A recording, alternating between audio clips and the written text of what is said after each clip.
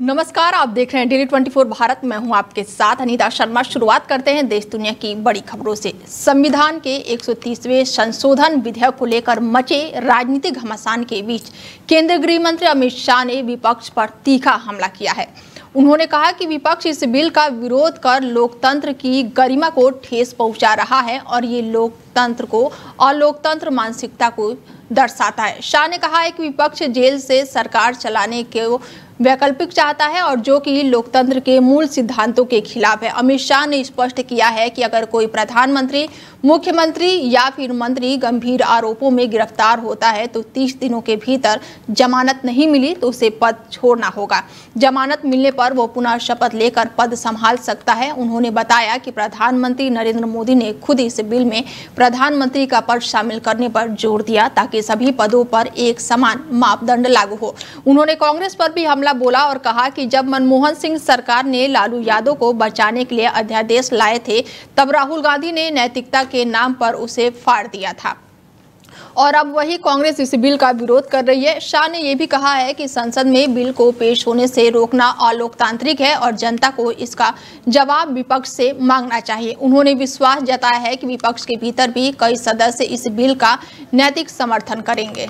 उत्तर प्रदेश के बुलंदशहर में देर रात भीषण सड़क हादसा हो गया, जहां पर अलीगढ़ बॉर्डर के पास NH-34 पर श्रद्धालुओं से भरे ट्रैक्टर को पीछे से तेज रफ्तार में आ रहे कंटेनर ने जोरदार टक्कर मार दी और ये टक्कर इतनी तेज थी कि ट्रैक्टर पलट गया और इस हादसे में 8 लोगों की जान चली गई, जबकि 45 लोग गंभीर रूप से घायल बताए जा रहे हैं। ये हादसा बुलंदशहर थाना के अंतर्गत राष्ट्रीय राजमार्ग 34 के पास हुआ है और हादसे के वक्त ट्रैक्टर में 60 से ज़्यादा श्रद्धालु सवार थे जो कासगंज से राजस्थान जा रहे थे और इसके दौरान पीछे से आ रहे कंटेनर ने ट्रैक्टर को जोरदार टक्कर मार दी, जिससे ट्रॉली पलट गई और इस हादसे के बाद से पूरे इलाके में चीख पुकार मची हुई है। और इसके साथ ही घटना की सूचना मिलते ही स्थानीय थाना पुलिस और मौके पर पहुंची और जिसके बाद से बचाव का काम शुरू किया। पुलिस ने तत्काल हादसे में घायल लोगों को एम्बुलेंस के जरिए अस्पताल में भर्ती कराया और उनका इलाज जारी है और इस हादसे में 8 लोगों के मौके पर ही जान चली गई। पुलिस ने शव का पंचनामा करके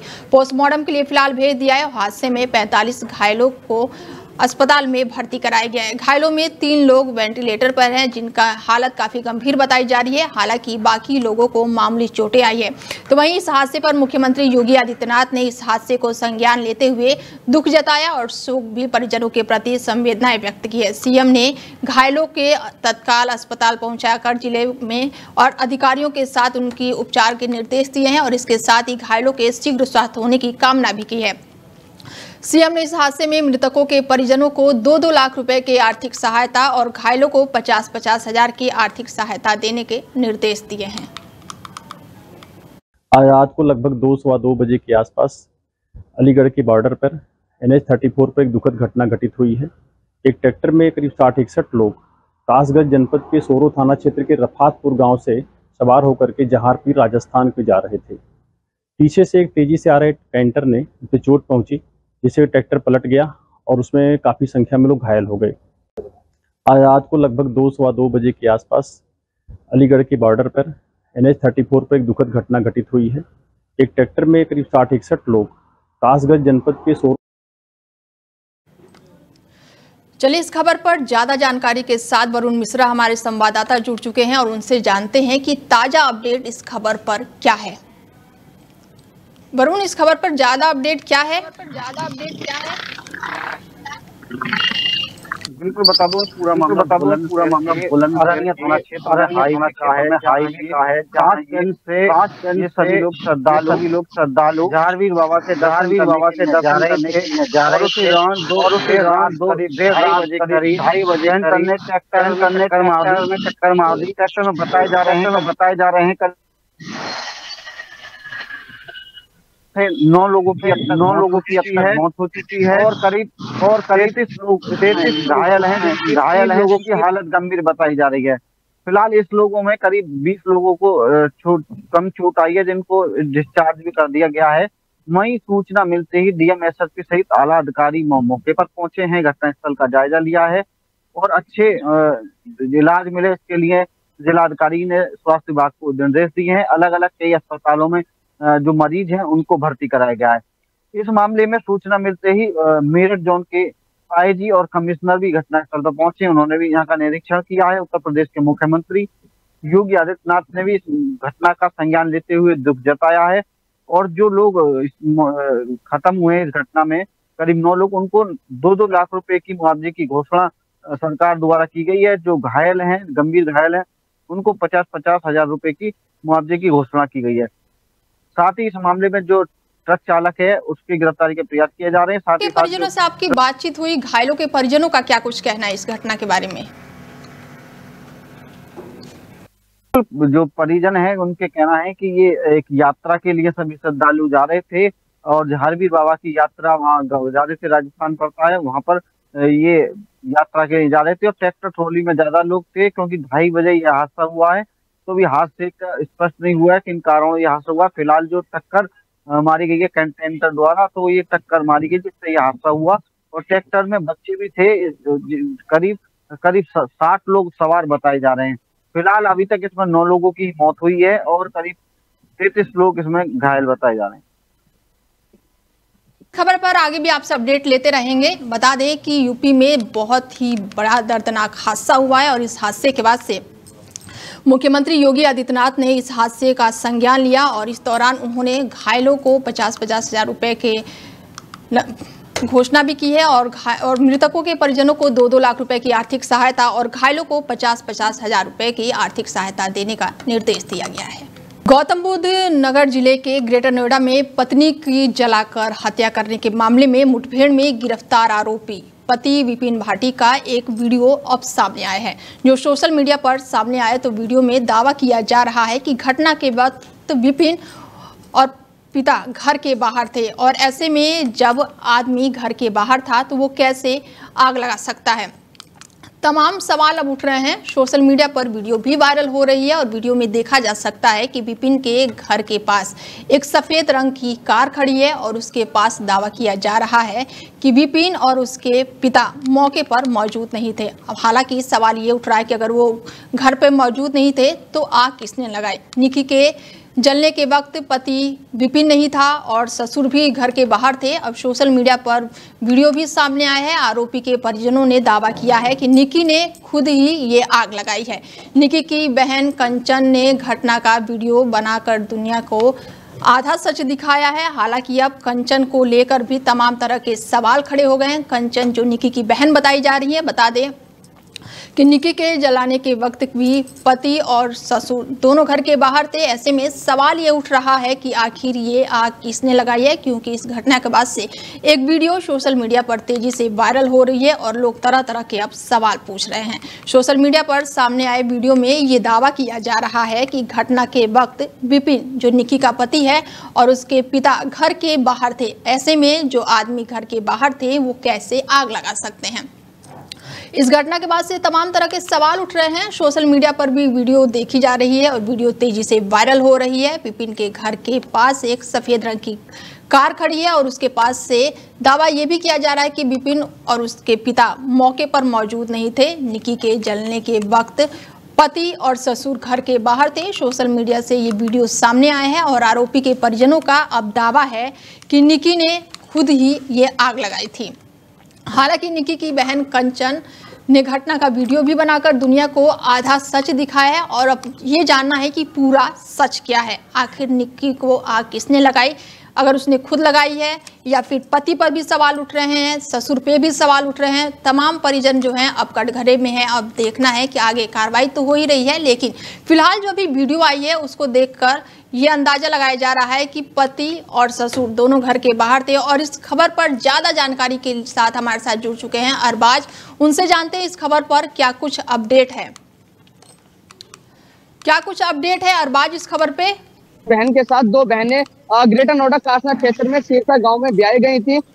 जो निक्की लड़की है उसका जो पति था विपिन भाटी, वो शराब का सेवन करता था, ये सच्चाई है। 2024 में एक वीडियो भी वायरल हुई थी जो वो एक लड़की के साथ पकड़ा गया था दिल्ली में। लेकिन सबसे बड़ा सवाल ये होता है कि अभी जिस तरीके से आग लगाई गई, जो निक्की भाटी को आग लगाई गई और आग लगाने के बाद उसकी तुरंत मौत हो गई थी अस्पताल ले जाते वक्त। लेकिन सबसे बड़ा सवाल ये होता है कि जब निक्की की बहन और निक्की की बहन कंचन भाटी है, वो साथ में एक ही घर में ब्याह गई थी, तो एक ही लड़की को दहेज के लिए क्यों प्रताड़ित किया जा रहा था। ये सोचने वाली बड़ी बात है। दूसरी बात करें वीडियो की, तो वीडियो 3 एक साथ वायरल हुई थी, जिसमें आग लगती हुई की, आग लगने के बाद बैठे हुए की, और एक विपिन भाटी के मार पिटाई करते हुए की। आपको बता दूं कि वो जो मार पिटाई की वीडियो है वो 6 महीने पुरानी है, वो भी निक्की की बहन कंचन ने बनाई थी। तो इन वीडियो को एक साथ वायरल किया, और जिस तरीके से आज सुबह की वीडियो वायरल हो रही है कि विपिन भाटी बाहर था, उसका ससुर भाटी बाहर था, तो कहीं ना कहीं इसमें एक बड़ा आगे चलते वक्त में बड़ा खुलासा होगा। जी, वीडियो वायरल हो रही है, इसमें कितनी सच्चाई है? देखिए, वीडियो वायरल हो रही है, लेकिन धीरे धीरे सारी चीजें खुल रही हैं। सबसे बड़ी बात यह होती है कि जो उसका पति था विपिन भाटी, वो शराब का सेवन करता था, कई गर्लफ्रेंड भी उसकी रह चुकी हैं, लेकिन जैसे जैसे बातें खुलती आ रही हैं, जो निक्की भाटी का परिवार है वो बुलडोजर की मांग कर रहा है, बड़ी से बड़ी कार्रवाई की मांग कर रहा है। बेशक पुलिस प्रशासन ने चारों आरोपियों को गिरफ्तार कर लिया, विपिन भाटी को गिरफ्तार कर लिया, उसके बड़े भाई को गिरफ्तार कर लिया है, उसकी माँ को गिरफ्तार कर लिया है, और उसके ससुर को भी गिरफ्तार कर लिया है। लेकिन सबसे बड़ा सवाल होता है, जो वहां के मौजूदा लोग हैं धीरे धीरे वीडियो अब सोशल मीडिया पर डाल रहे हैं कि जब घटना ये घटी थी उस वक्त विपिन भाटी घर पर नहीं था। और तीसरी बात ये रही कि जब ये घटना घट रही थी तो वाकई में ही विपिन भाटी बाहर था। सबसे बड़ी बात अंदर से खुलकर ये आ रही है कि जो निक्की भाटी एक ब्यूटी पार्लर खोला था, इंस्टाग्राम यूजर थी, रील बनाती थी, जिसको लेकर उनमें आपस में काफी झगड़ा हुआ करता था। विपिन भाटी उसको रील बनाने से मना किया करता था, क्योंकि आस पड़ोस के लोग और अन्य लोग और भद्दिया टिप्पणियां करते थे, जिस वजह से वो गुस्सा हुआ करता था, आपस में उनमें झगड़ा हुआ करता था। जी, अरबाज, आपने इनके परिजनों से बात की थी, क्या अपडेट निकलकर सामने आई है? जैसे हम इनके कल परिवार से मिले तो सारा समाज इनके घर पर पहुंच रहा है, नेता अन्य लोग इनके घर पर पहुंच रहे हैं, सभी को गुस्सा है, क्योंकि मैं आपको बता दूं कि जिस तरीके से एक साथ 3 वीडियो वायरल हुई, पहला लड़की को घसीटते हुए ले जाते हुए मारते पीटते का, दूसरा आग लगने का, तो लोगों के जहन में एक चीज बन गई कि पहले इसको मारा है फिर इसको पेट्रोल से जलाया गया है। लेकिन दोनों में ही अलग बात है, क्योंकि जो पहली वीडियो है वो 6 महीने पहले पुरानी है, तो सभी लोगों में गुस्सा है कि ये जो विपिन भाटी है शराब का तो सेवन करता ही है, हो सकता है इसने दहेज के लिए आकर अपनी पत्नी निक्की में आग लगा दी। जी, यही गिरफ्तार कर लिया था और उसको मुठभेड़ में घायल भी कर दिया था। उसको 14 दिन के लिए जेल भेजा गया, तिहाड़ जेल भेजा गया, जिसके बाद उसको कोर्ट में पेश किया जाएगा।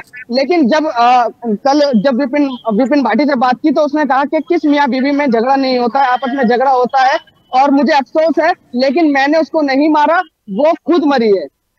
अच्छा, ऐसे में एक और सवाल उठ रहा है कि निक्की की बहन जो है कंचन, उसने आधा अधूरा वीडियो बनाया है क्या? क्योंकि सवाल ये भी उठ रहा है कि आधा अधूरा है, निक्की की बहन है कंचन, उसने आधा अधूरा ही सच दिखाया है। वही चीजें अब धीरे धीरे खुलकर सामने आ रही हैं। सबसे बड़ी बात ये होती है कि 2 बहनें एक ही घर में ब्याही गई और एक परेशान है, एक को प्रताड़ित दहेज के लिए किया जा रहा है तो दूसरी को क्यों नहीं किया जा रहा। लोगों के दिमाग में ये फितूर घूम रहा है। अब वो वीडियो जिस तरीके से बताई जा रही है कि पहली वीडियो 6 महीने फरवरी की थी, 6 महीने पुरानी थी, उसको आग की वाली वीडियो के साथ लगाकर उसने कंचन ने लोगों के पास भेजा, उसको वायरल करवाया। तो कहीं ना कहीं इसमें बहुत ज्यादा खुलासे होने वाले हैं और पुलिस हर बिंदु पर जांच कर रही है, कैमरों से हर कैमरे को चेक कर रही है। तो देखना होगा आने वाले वक्तों में इसमें कितने खुलासे हो पाते हैं। जी, बता दें कि निक्की की बहन कंचन ने घटना का वीडियो बनाकर दुनिया को आधा अधूरा सच दिखाया था। कंचन ने वीडियो बनाया था। अंतर्राष्ट्रीय अंतरिक्ष स्टेशन से लौटने वाले भारतीय अंतरिक्ष यात्री शुभांशु शुक्ला अपने घर यानी कि लखनऊ पहुंचे हैं और यहां पर उनका भव्य स्वागत किया गया और उनके सम्मान में कई कार्यक्रम भी रखे गए हैं। गोमती नगर विस्तार कैंपस ऑडिटोरियम में उनका सम्मान किया जाएगा और इसके बाद से वो प्रेस कॉन्फ्रेंस भी करेंगे। दोपहर में उनकी मुलाकात योगी आदित्यनाथ के साथ भी होगी। वहीं शाम के समय दोबारा उनका सम्मान किया जाएगा और इससे पहले एयरपोर्ट पर उनका भव्य स्वागत हुआ और एयरपोर्ट से गोमती नगर तक उनकी कार परेड आयोजित की गई है। इसके साथ ही डिप्टी सीएम ब्रजेश पाठक ने कहा कि आज लखनऊ के लिए बहुत बड़ा दिन है। भारत के सपूत लखनऊ के सपूत ने लखनऊ में कदम रखा है जब से वो अंतरिक्ष से धरती पर लौटे हैं। लखनऊ के लोग बेसब्री से उनके आवागमन का इंतजार कर रहे हैं। आज आखिरकार वो क्षण आ ही गया कि हम शुभांशु शुक्ला का गर्मजोशी और प्यार से स्वागत करते हैं।